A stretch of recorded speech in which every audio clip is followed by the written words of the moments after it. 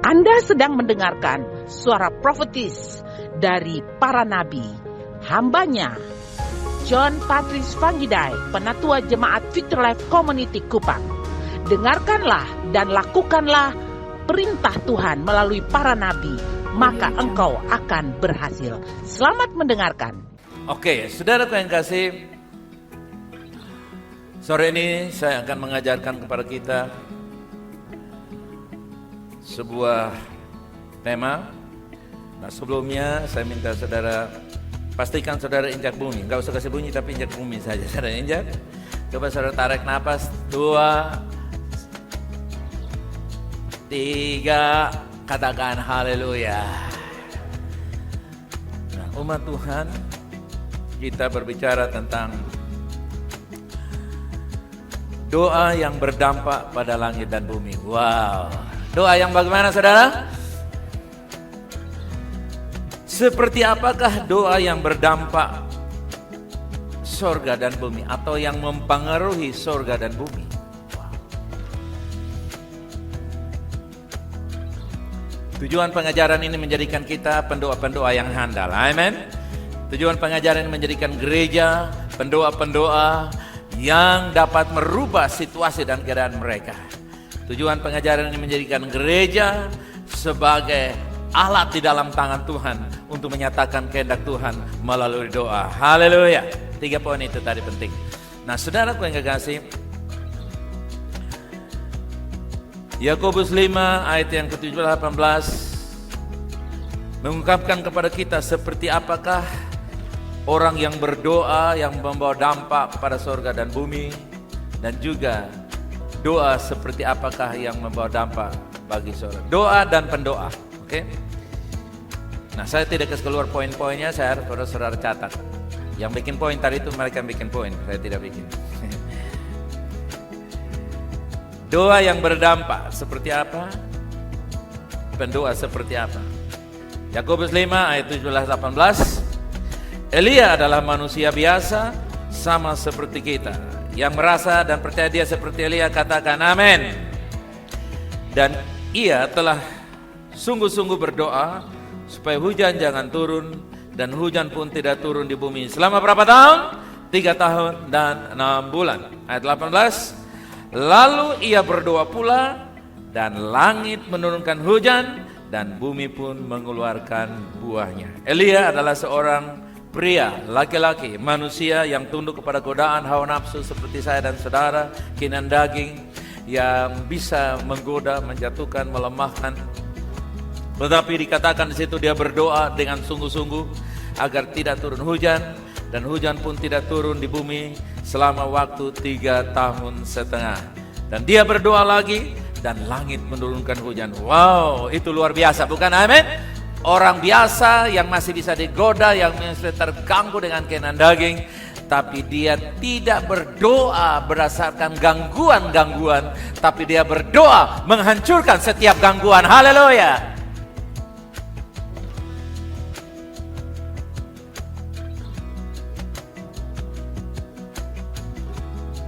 Doa ini bukan hanya untuk beberapa orang yang terpilih, karena Elia adalah orang yang biasa, yang tunduk seperti manusia biasa, yang bisa juga ditumbuhi jerawat, ya, terganggu dengan perasaan-perasaan galau, dengan perasaan-perasaan yang mengganggu emosi. Dia seperti kita. Sebagaimana, coba bilang di kiri kanan, sebagaimana kamu Elia adanya. Nah, ya, kita tidak beda dengan Elia, ya, kita sama dengan Elia.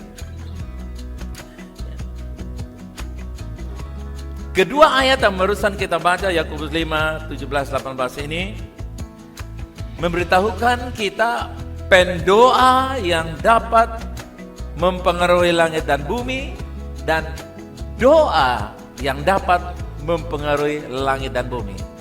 Pendoa baik, tapi kalau salah doanya gak bagus. Doa baik, tapi yang pendoanya kurang meyakinkan juga tidak baik. Pendoa dan doa harus sama-sama baik. Amen. Kita berdoa bukan untuk menenangkan emosi kita, tetapi untuk membawa surga ke bumi dan mendapatkan hasil. Silakan catat, saudaraku yang kasih, oke?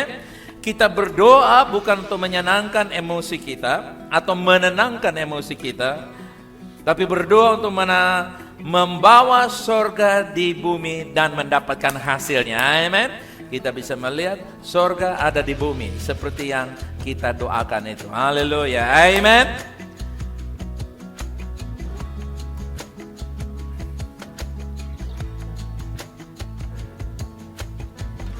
Dalam kasus Elia ini, saudara kekasih, doanya benar-benar mempengaruhi suasana. Suasana terjadi selama 3,5 tahun berubah. Tidak ada hujan karena dipengaruhi dengan doanya. Walaupun dia manusia biasa.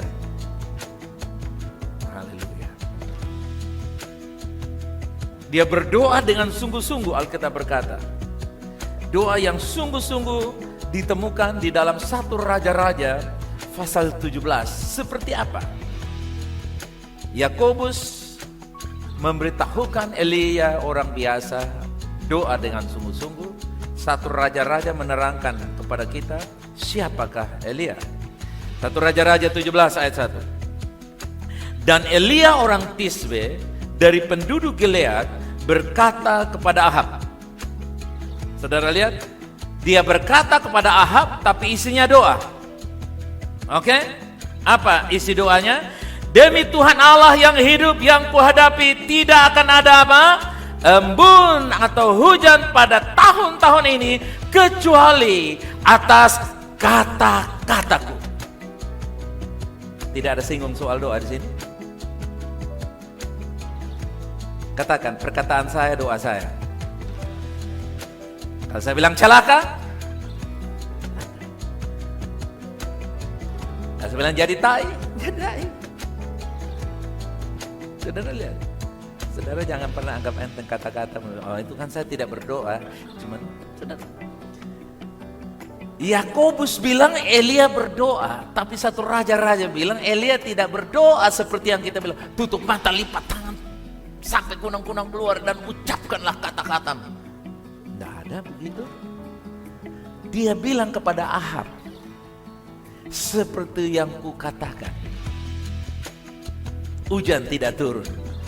Nanti kalau aku katakan lagi, hujan turun. Saudara lihat, otoritas Elia jauh di atas raja. Kalau, oke, kita nggak usah pakai otoritas. Mental Elia di atas raja. Bayangkan, ini raja. Dia bilang, saya kalau bilang tidak hujan, dan saya bilang tidak hujan. Bahkan lebih dahsyat lagi, tidak ada embun. Betul tuh saudara? Tidak ada embun dan tidak ada hujan seperti yang kukatakan. Berarti di sini sambil jalan pendoanya kita belajar doanya. Doanya dengan menyatakan, sementara pendoanya punya mental di atas raja, punya mental lebih dari raja. Haleluya. Saudara, kita orang Kristen orang biasa, tapi mental kita mesti luar biasa. Mungkin engkau punya uang biasa 2.000, 20.000 paling banyak. Kalau dikumpul-kumpul memang ada 200 tahun, cuma 2.000, tapi nggak apa-apa. Dengar, kalau Anda punya mental yang luar biasa, saudara tahu nggak sih, mental seseorang mempengaruhi doa seseorang. Apa saya katakan? Mental saya mempengaruhi isi doa saya. Coba katakan demikian. Kalau mental kita sudah ciut, sudah terintimidasi, sudah takut, maka doa kita pun benar doa, tetapi isinya juga ciut dan takut, tidak seperti yang Tuhan kehendaki. Nah, umat Tuhan, demi Tuhan Allah Israel yang hidup, di hadapan siapa aku berdiri. Elia tidak takut pada Raja Ahab karena Elia menjalani hidupnya di hadapan Tuhan. Rahasia imanmu kuat atau mentalmu kuat, engkau hidup di hadapan Tuhan, bukan di hadapan manusia.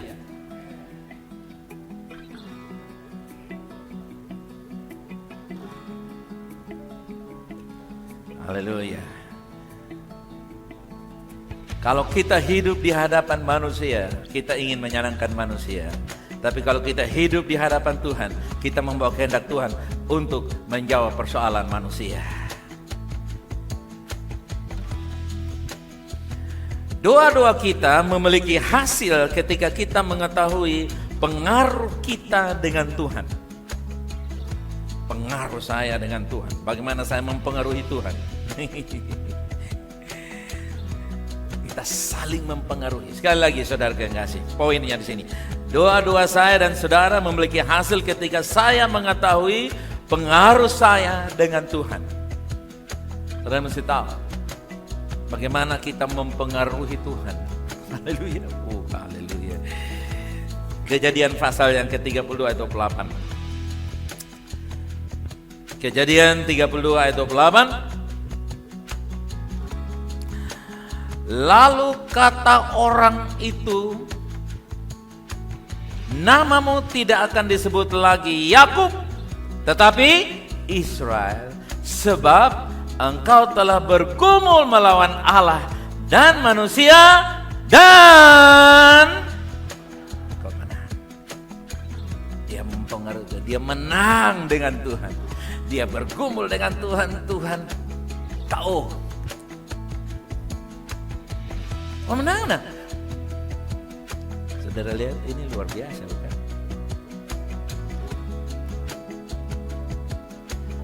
Hati Yakub ada di tempat yang tepat. Wow. Saudara yang kasih, Tuhan senang ketika kita tahu kita memiliki pengaruh dengan Tuhan. Amen. Dan Yakub di dalam ayat yang barusan kita baca, dia salah satu orang yang mengetahui pengaruhnya dengan Tuhan.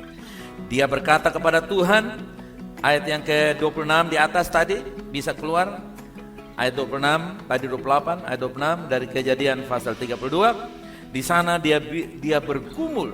Dia bilang apa di situ? Lalu kata orang itu, biarkan aku pergi, karena fajar telah menyingsing. Saud Yakub. Yakub bilang apa? Aku tidak akan membiarkan engkau pergi. Saya harus tahan kamu di sini, biar seluruh dunia tahu saya sedang pegang engkau. Amen. Biar tetangga sama ini dia tadi malam dia datang, saya tahan dia. Namanya Tuhan. Tuhan bilang, let me go. No, I never let you go unless, katakan kecuali. Haleluya. Saudara lihat di sini. Ini doa yang luar biasa, pendoa-pendoa yang dahsyat. Ya. Haleluya. Hati Yakub benar-benar berada di tempat yang tepat. Di situ dikatakan, kemudian Tuhan mengubah namanya dari Yakub menjadi apa, saudara? Yakub berarti perampok, penipu, manipulator. Menjadi Israel yang berarti pangeran Allah. Wow. Dari yang tukang tipu-tipu menjadi pangeran Allah. Kenapa? Karena dia mengalahkan Tuhan. Dia mempengaruhi Tuhan. Dia bergumul dengan Tuhan. Dan Tuhan minta permisi, bilang, I will not. Saya tidak akan kasih permisi kamu pergi. Dan Tuhan melakukan sesuatu. Saudara yang kasih, di dalam ayat 28 dari Kejadian 32 tadi, namamu tidak akan disebut lagi Yakub. Kapan Yakub memiliki kuasa dengan Tuhan dan doanya agar Tuhan memberkati dia dan Tuhan menjawab? Saudara yang kasih, ketika kita membaca keseluruhan dari ayat-ayat di Kejadian 32 itu adalah ketika Yakub mendapatkan sentuhan dari tangan Tuhan. Sentuhan di pangkal pahanya, rongga pinggul Yakub yang menjadikan dia tidak berdaya. Ketika Yakub bergumul dengan kekuatan manusianya, Tuhan ingin pergi. Tetapi saat dia tidak berdaya, Tuhan tidak bisa pergi. Artinya apa? Selagi Yakub masih dengan kekuatan, Tuhan bilang, kalau kamu masih kuat, saya pergi. Ketika Yakub katakan, aku tidak berdaya, Tuhan bilang, sini, saya bersama dengan engkau. Saudara, memang kita punya uang, memang kita punya pengaruh, kita punya knowledge, kita punya segalanya. Tapi pastikan kalau bicara dengan Tuhan, kita tidak berdaya, hanya Dia segalanya.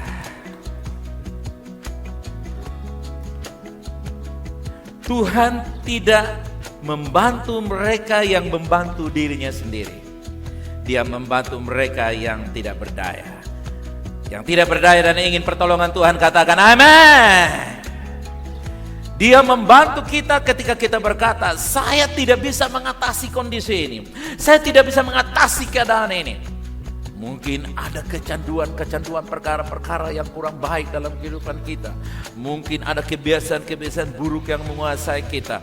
Mungkin ada temperamen, sifat-sifat kita tertentu. Mungkin ada keadaan-keadaan tertentu. Mungkin ada hubungan-hubungan relasi tertentu. Dan keadaan-keadaan tertentu lainnya.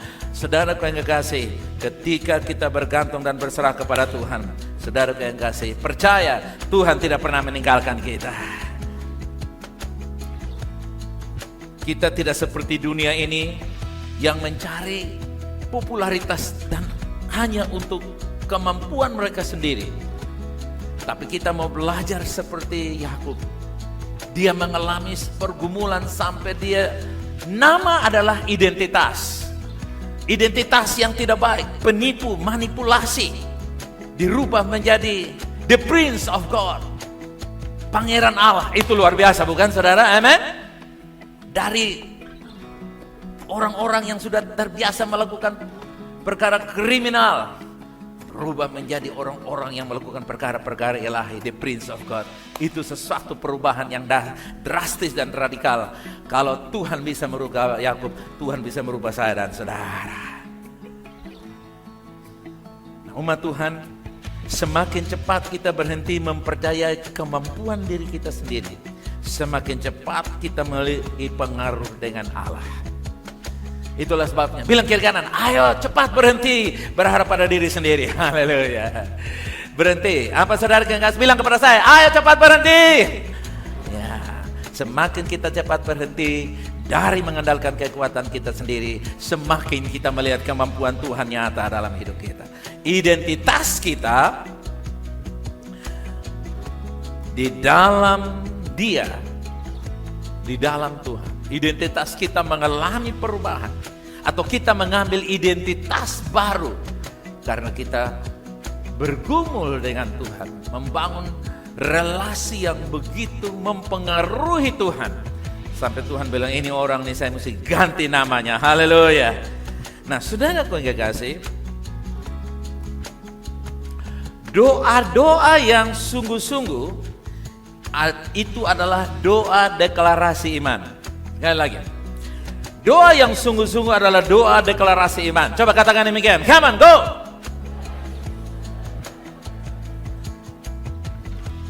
Ini doa yang the highest level of prayer, which is declaration of faith. Doa level orang paling tinggi.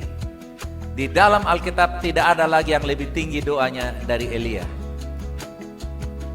Levelnya yang paling tinggi adalah deklarasi iman. Amen. Amen. Ketika Kapolda datang di Tunas Bangsa, dia bersama-sama dengan kami ada di situ.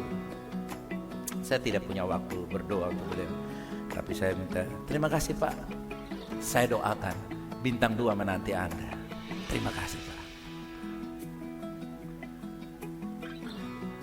Kita tidak bisa bikin apa-apa, tapi perkataan kita merubah sesuatu, merubah keadaan. Secara politik tidak mungkin beliau jadi, tapi ketika orang berjalan dengan Tuhan, Tuhan merubah. Amen. Sedang ada hal-hal tertentu yang kita tidak pernah sadar bahwa itu kita berdoa. Saya hanya ngomong-ngomong saja. Memang kita ngomong-ngomong, tapi itu keluar dari kesungguhan hati, itu dihitungkan sebagai doa deklarasi.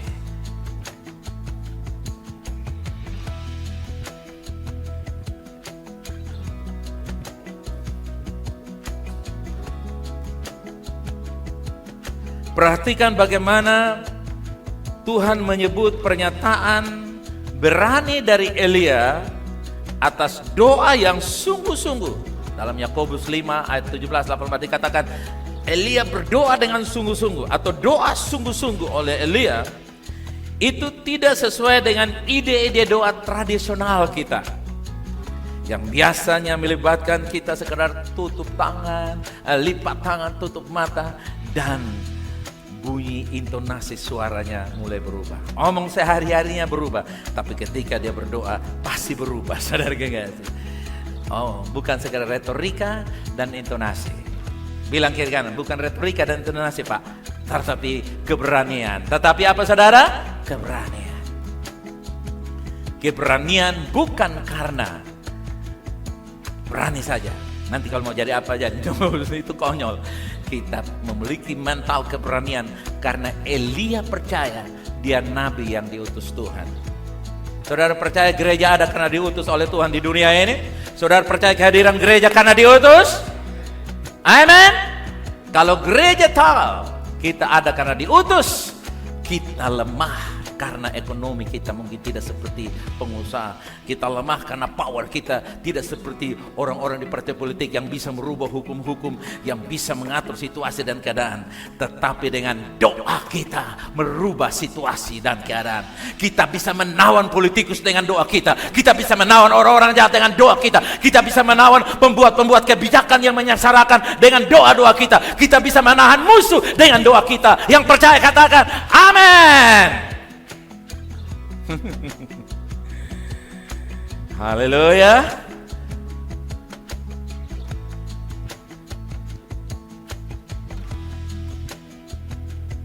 Dalam Yakobus 5 ayat 18 dikatakan lalu ia berdoa pula dan langit menurunkan hujan dan bumi pun mengeluarkan buahnya. Wow. Bayangkan. Dia berdoa tadi terjadi kekeringan, kemiskinan, kelaparan terjadi di mana-mana. Sekarang dia berdoa lagi, bumi mengeluarkan hasil dan buah-buahan terjadi di mana-mana. Amin.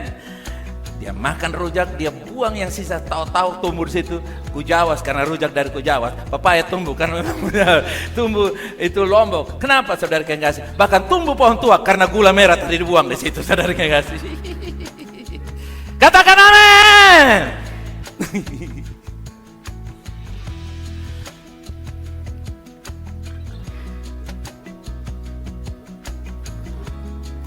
Haleluya. Nah saudara yang kasih, saudara rindu doa seperti Elia? Kalau gereja tidak memiliki kerinduan seperti Elia, mau seperti siapa? Mahmud? Atau Abah? Kepanjangannya Abu Bakar? No. Tidak ada target yang lain. Bilang kiri kanan, doa seperti Elia, tidak yang lain. Saya deklarasi VLC, doa-doamu seperti Elia, bukan seperti orang-orang agamawi yang sekadar intonasi bagus, tapi sesungguhnya berisikan doa yang lemah dan tak berdaya. Ya Tuhan pencipta langit dan bumi, yang mengetahui bahwa kami timur ini miskin, susah, sengsara dan lidah pendek. Kami tidak mampu bersaing dengan bangsa-bangsa lain.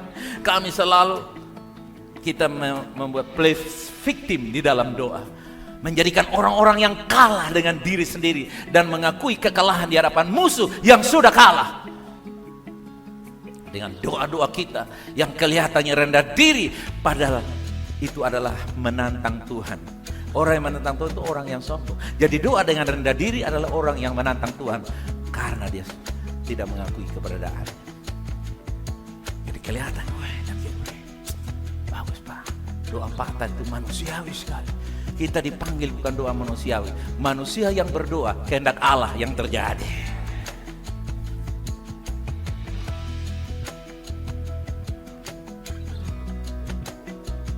Saudara tahu kenapa di situ dikatakan turunlah hujan lalu buah-buahan? Karena pada waktu itu saudara pengasih, ketika Elia berdoa di dalam Yakobus dan juga 1 Raja-Raja tadi, dikatakan di situ dia berdoa Dan ketika dan juga di situ